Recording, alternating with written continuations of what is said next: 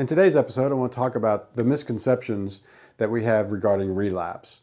The first misconception is kind of a combination of relapse begins when you pick up a drink and that relapse is kind of sudden and unpredictable.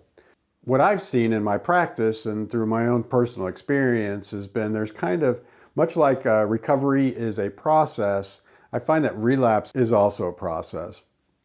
And the first thing that I notice in relapse is kind of that emotional state starts to have some challenges. And what I mean by that is, remember in the previous episode, we talked a little bit about self-care. When we think about that emotional piece starting to wane a little bit, I'm not eating healthy, I'm not getting the exercise. And then emotionally, I'm starting to kind of rev up a little bit.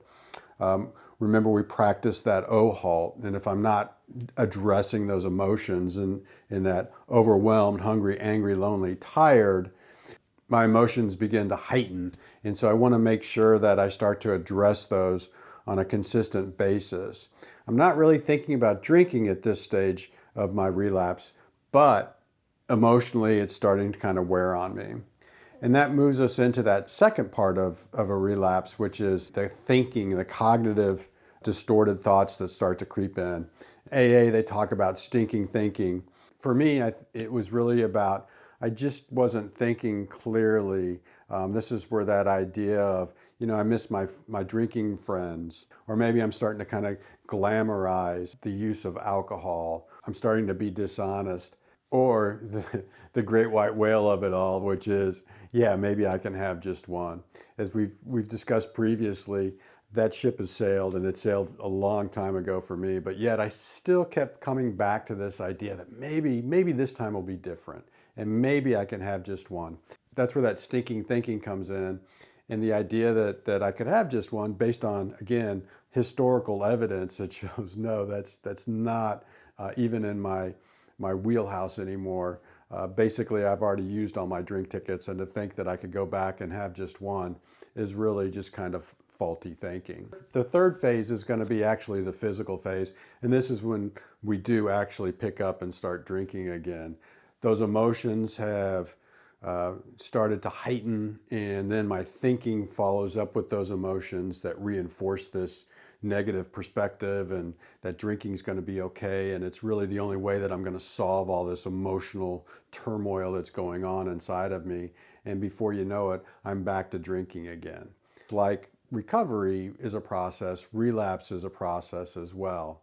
And we want to try to catch it as early as we can and start to notice that maybe I'm not really doing those self-care things that we talked about in the previous video, which included doing that morning meditation, taking those short breaks during the day and kind of thinking where I am emotionally, as well as really just taking care of my body physically with good sleep, making sure that I'm eating, and also that maybe I'm getting a little bit of exercise, even if it's just getting out and walking for a little bit. The next misconception is that I relapse because I lack willpower.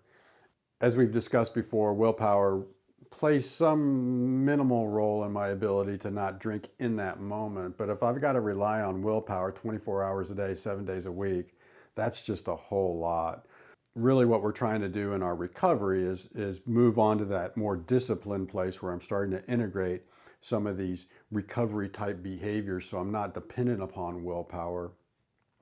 And it's really not about willpower, because in the past, I just haven't been able to keep up with that willpower 24/7, where it's just, always on. We know, again, the research tells us that if I'm relying on willpower, that takes a lot of energy. And eventually, at some point, if I haven't integrated something else into place, that I'll just get worn down. And that's what we see with relapses. Again, it just eventually wears us down. And if I'm just relying on willpower and not really incorporating any kind of recovery strategy into place, or that can cause a relapse. The next misconception is that it's really negative events in our life that create relapse. And we're always going to have negative events. That's just part of life. We come into recovery, and a lot of times we maybe hit that pink cloud and things are going really well for us. And then the negative things come into play. What we're really trying to do in recovery is we're trying to figure out, how do I develop those coping strategies and those ways to deal with life? Because life will throw curveballs at us. There will be negative moments in our life and in our experience. And the reality is, can I make those shifts, those cognitive shifts in the way I perceive my world, and see them maybe instead of in a negative light, maybe I instead kind of see them as a challenge. It's not negativity that creates the relapse. It's really how I manage life. If I'm viewing it as a negative, that kind of goes back to that stage one of that relapse prevention progression, which is that emotional piece. And so I've got to figure out ways to address that. In the next episode, we are going to talk about coping strategies and the way that we deal with a lot of these issues that kind of come up in early recovery and the rest of our day-to-day life. The next misconception is that relapse is a conscious and voluntary choice. So what I would say about this is, a lot of times we get into that automatic process place. Again, remember the reward centers in the old reptilian part of our brain, which is that automatic processing space. And that's where I would argue the goal of the addiction resides, in that reward center. And remember, the goal of the addiction is to continue to use. So a lot of times I will hit that trigger, and before I know it, everything just starts going in automatic process. I've worked with a number of folks, and when they've relapsed, they've come back in, and and I'll ask them, why do you think you relapsed? And 9 times out of 10, they tell me, I don't know. I don't know why I did it. I just did it. And what that tells me is they need to strengthen some of those early recovery strategies, again, to address some of that emotional stuff and to be able to recognize, because that's really the key here, is awareness is such a huge piece to relapse prevention, is just awareness. Not necessarily awareness when I want to drink, but where I need emotionally regulate, do some self-care, and not let it get to the point where it's just an automatic process where it's boom, boom, boom, boom, boom, and before you know it, I'm an automatic robot, and I'm going to the refrigerator and I'm just grabbing a beer, and I don't know why I'm doing it, but I am doing it. The next misconception is that withdrawal from a substance will be done in 1 to 3 days. While physiologically, for most substances, that is true, so the body will work through physical withdrawal within those 3 days. We're still dealing with the emotional component of it, which is, for a lot of folks, a lot more difficult than the physiological. The physiological can go a little bit longer than that, kind of depending on how your liver is doing, and how quickly you're able to process out a substance. But that emotional, that psychological component is still there. And so it does take a lot longer to manage, for lack of a better term, the emotional withdrawal of a substance. And in a lot of cases, that's when the work is just really beginning. Is now I've got to work on the behavioral side of it, which is going to take a lot of energy, effort, and insight. Another misconception is someone who has a long history of relapse will be unable to get into recovery. And while it may feel that way, I don't believe that's the case. Remember, relapse isn't failure, it's really information. We're trying to build, we're trying to understand, we're trying to grow. So if I do relapse, it really is important that I take that step back, and now we start to look at what happened. Where did I miss those moments where I should have been aware, and how can I bridge that better next time to make sure that I pay attention to it? We've got the emotional, then we've got the cognitive, and then we have the physical. There are a number of moments when we can do that intervention within those 3 components to maybe head that off before it gets there. The earlier we can head off a relapse, the better off we're going to be. It seems for me that once I kind of got into that space, and if I allowed that relapse to kind of start to dig in, it would just kind of groove and groove and groove and groove in. And then before you know it, the only option for me at that point felt like I had to have a drink. I'm a firm believer that you're not responsible for your first thought, but you are responsible for your second and your third. That first thought's going to come from that reptilian part of my brain. It's the goal of the addiction telling me, hey, drinking's going to be a good idea right now. What I do with that first thought really sets me up with what's going to move on going forward. Do I end up actually drinking, or do I cut it off early? And so instead of when I have that first thought that says, hey, let's go have a drink, instead of teasing that or playing with that or saying, yeah, maybe I could, maybe I can drink one, nobody's going to know, everybody's out of town, I can have one and it'll be fine. Instead of teasing that, if I can immediately shut it down with a second and third thought, which is something along the lines of, I have not been able to do that for quite some time. I am trying to be in recovery. Drinking is not an option for me anymore.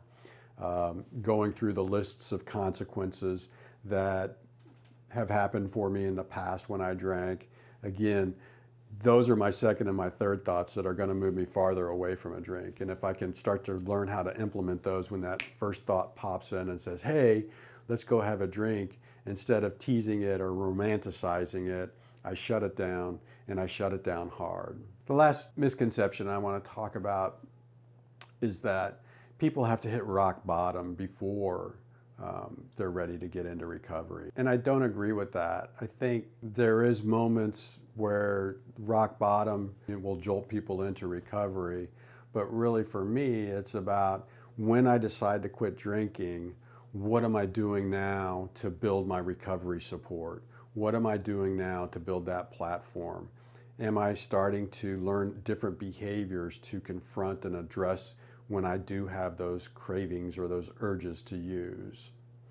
So it's not about, do I have to hit rock bottom? It's about when I decide to quit drinking or quit using, how am I going to move forward? What is my plan of action? Am I going to implement that plan of action? And I believe personally, if you have a good solid plan of action that works for you, that there's no reason that you have to go farther and farther and farther down. I want to talk a little bit, lastly, in some of my thoughts about cravings. First thing I'll share is that cravings are common. They'll be with you for most likely the rest of your life. I still have moments where that idea will pop into my head and it'll create a little bit of a craving. I'd like to have a drink. But they're not so overwhelming like they used to be. Again, I'll share that. I remember when I first quit drinking this last time that the idea of drinking stayed with me for a long time. It seemed like every day, multiple times a day, I would think about alcohol, think about drinking. And it wasn't that it was so overwhelming, because I had started to build a lot of these strategies, started to work on my sense of self-worth and feel better about myself and saw some hope. And so it wasn't that it was so overwhelming and detrimental, but it was still there. And I do remember that at some point in time, that eventually went away. And as I've shared before, it was kind of amazing because I didn't even realize it. I had gone a couple days and I'm like, hey, I haven't thought about drinking. And that was really kind of an awesome moment. The other thing I'll say is that cravings are predictable. As we start to kind of pay attention to them and understand when they occur, then we can kind of predict. Generally, it's about people, places, things, events, sounds, smells. We're looking for what's stimulating this idea to drink. And once we start to identify those, then when they occur, we can kind of reflect and go, oh, well, yeah, that's because this is the way I used to always drive home and go by the liquor store. So that's why I'm all of a sudden have this craving. Or maybe there was some sort of emotional component. When I got really sad, I would drink. Or again, I have those emotional moments and I have this craving to drink. And instead of drinking, I look at it and go, well, no, this is just me being sad. And again, it's okay to be sad. We're going to work through that process. We're not going to be sad for the rest of our life, although sometimes it feels like we're going to be sad for the rest of our life in that moment. But trusting in the process, trusting in the idea that I will work through this. And eventually, that craving will go away. Just understand that they're predictable, and when they happen, ask what's going on in your environment. What is triggering me that I'm having this craving to drink? And let's write that down, or let's note that. So as we move forward, we can be better when I have that craving and it's like, I have this craving to drink. And it's like, well, of course I do. This is what's going on. This is, I get cravings every time this goes on. And if you continue to work through that and don't drink, then those will diminish. The cravings are time limited. So what that means is they don't last very long. They feel like they last real long. In they may feel that they last forever, but again, they don't last very long. They're usually 10, 15 minutes. So if we can just kind of sit tight, they'll diminish. That first surge of a craving is the moment when it's the most heightened. And as we let that kind of flow through, it'll eventually kind of wind down a little bit. When you have those cravings, having something to challenge those cravings, having some idea that, yeah, I could drink, but here's what's going to happen, that will kind of squash some of those cravings, because all of a sudden it doesn't seem like a great idea. What I know in the past is when I've had cravings and I've gone unused, then I end up reinforcing this idea of craving. If I have a craving and I don't use, and instead I implement this other strategy, which is, yes, I could drink, but here are going to be the consequences, it will start to diminish that craving, because now it's a negative connotation and I don't necessarily want to feel that about something. So again, that's a great strategy to implement with your cravings. You know, have your 3x5 card with your 4 consequences that I've talked about before. So when I do have a craving, I can pull out that card, look at those consequences and say, yes, I could drink, but here's going to be the outcomes. Is that really what I want? Next is that cravings are controllable. And again, this is kind of that stray cat component where if I feed the cravings, what I talked about in the last example, if I feed the cravings, they will continue to come back. If I don't feed them, they'll get real loud initially, but eventually they're going to go away. So in essence, they are controllable at that level. Understanding what's going on with me and having those consequences will help me control those cravings and reduce how forceful they are and the urgency of them. So stopping drinking is probably the quickest way to start to reduce the cravings.